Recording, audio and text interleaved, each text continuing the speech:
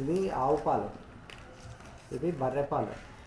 So ఏంటంటే మీరు ఎప్పుడైనా పాలు తెచ్చుకున్నప్పుడు ఈ ప్యాకెట్లో తెచ్చుకోకండి. ఎందుకంటే ఈ ఏదైతే లిక్విడ్ ఉంటుందో ఆ లిక్విడ్ ప్లాస్టిక్ని డైల్యూట్ చేసేటువంటి నేచర్ ఉంటుంది. అంటే మీరు హాఫ్ అన్ అవర్ ఈ ప్యాకెట్లో కనుక పాలు ఉంటే డైల్యూట్ అయ్యి ఇందులో మైక్రో ప్లాస్టిక్ ఏర్పడిపోతుంది. మైక్రో లెవెల్లో, నానో లెవెల్లో ప్లాస్టిక్ వచ్చేస్తుంది. దాంతోపాటు ఇక్కడ సీల్ చేయడానికి దీన్ని కాలుస్తారు.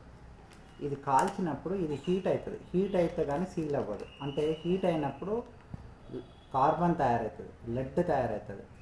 అది అలా హీట్ అయిన కానీ ప్లాస్టిక్ మళ్ళీ కరుగుతుంది. ఆ కరిగిందంతా కూడా మళ్ళీ పాలల్లో కలుగుతుంది.